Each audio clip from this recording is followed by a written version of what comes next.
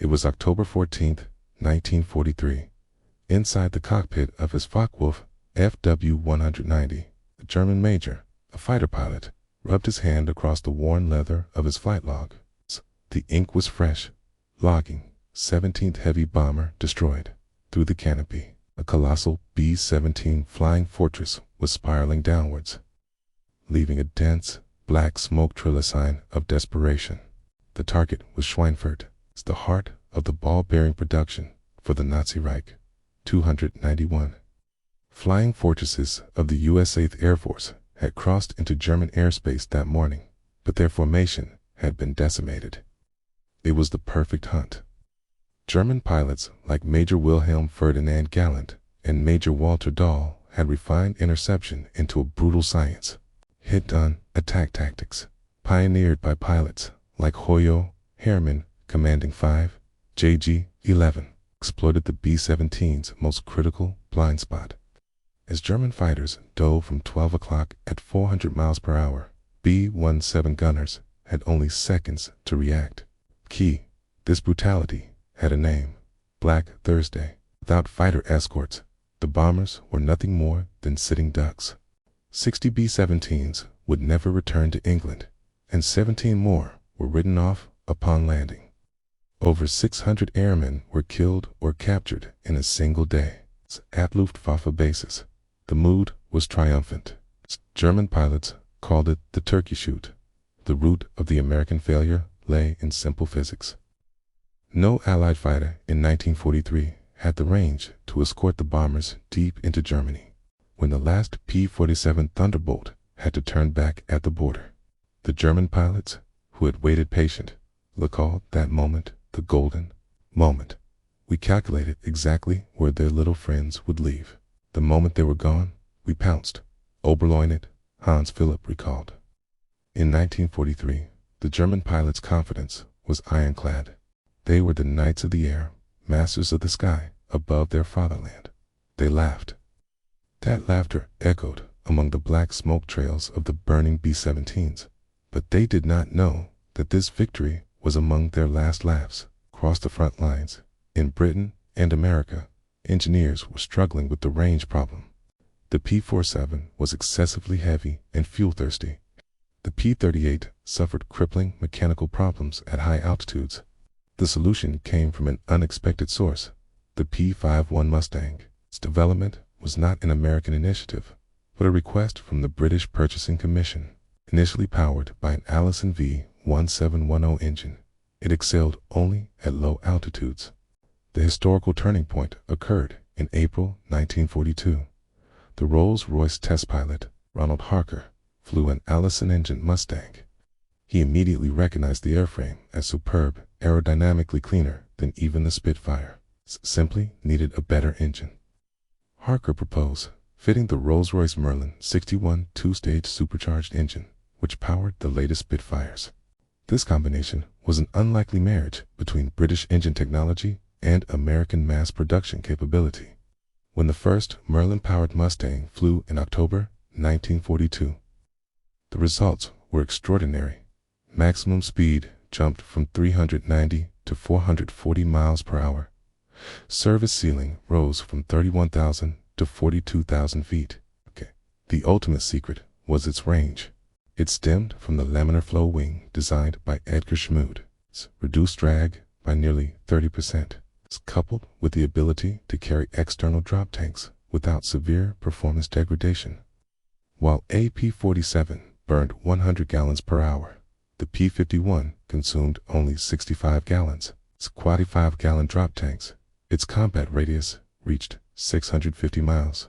With 108-gallon tanks in March 1944, the radius stretched to 850 miles.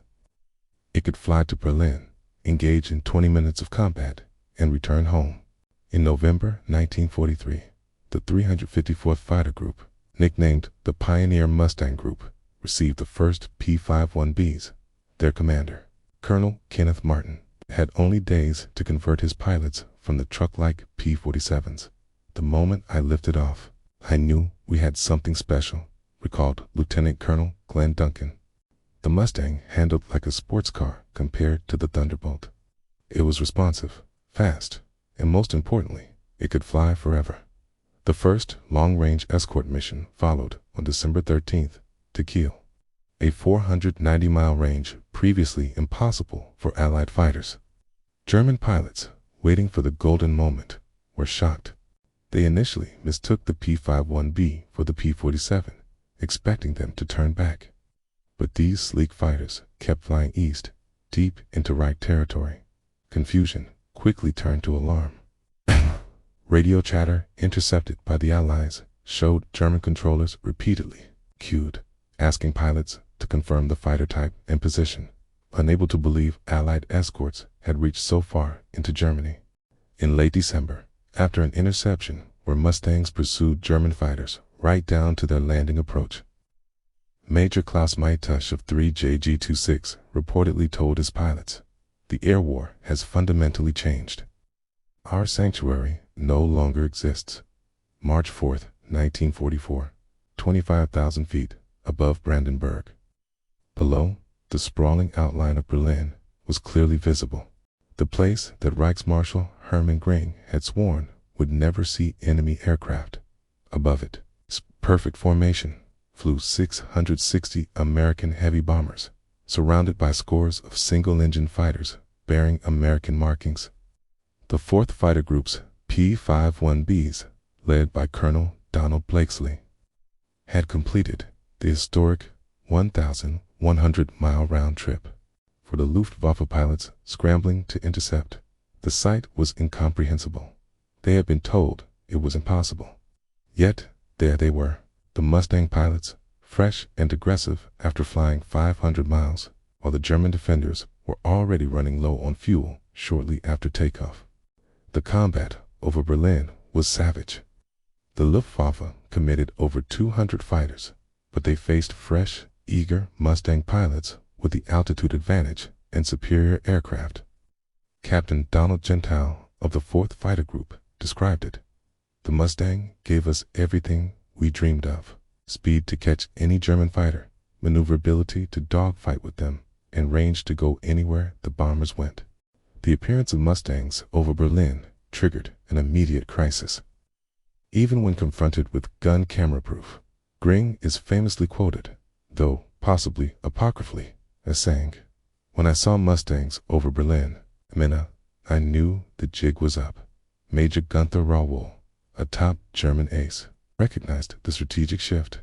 The Mustang didn't just extend the bomber offensive, it transformed it. We could no longer choose when and where to fight.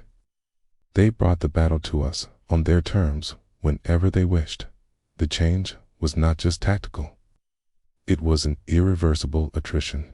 General James Doolittle, commanding the 8th Air Force, issued new orders. Fighters were to seek out and destroy the Luftwaffe wherever it could be found, rather than staying close to the bombers. The Mustangs became relentless hunters. They escorted the bombers, and once the bombs were dropped, they dove to the deck, strafing airfields, catching German fighters as they were taking off or landing. The loss of irreplaceable veteran pilots was catastrophic for Germany. The experience of new combat pilots plummeted from 250 flight hours, 1943, to as few as 40 to 50 hours, 1945. The air war became an execution. Even revolutionary inventions, like the Me-262 jet fighter, could not reverse the tide.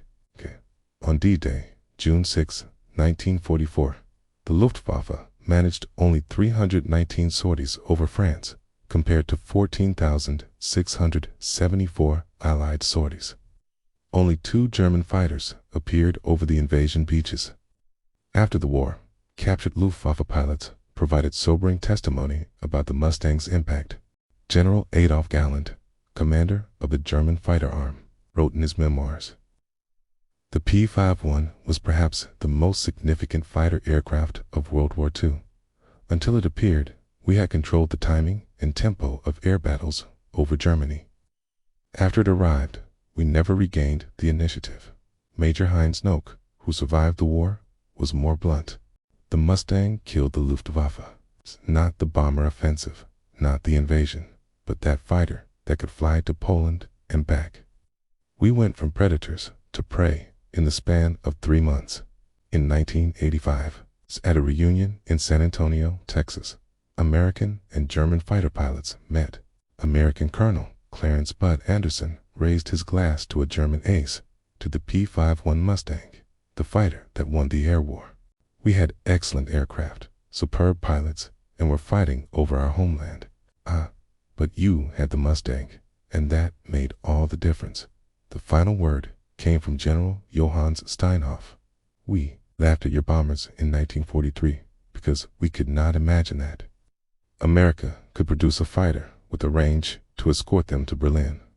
The P-51 Mustang taught us the danger of underestimating one's enemies. It was that day in March 1944 when we looked up and saw Mustangs over Berlin. At that moment, every German pilot knew the truth. We had already lost. The transformation from the laugh of confidence in October 1943 to the silence of truth in March 1944 represents one of the most complete military reversals in history. The P-51 Mustang did not just win the air war. It shattered illusions, destroyed myths of Nazi technological superiority, and proved the overwhelming power of industrial democracy.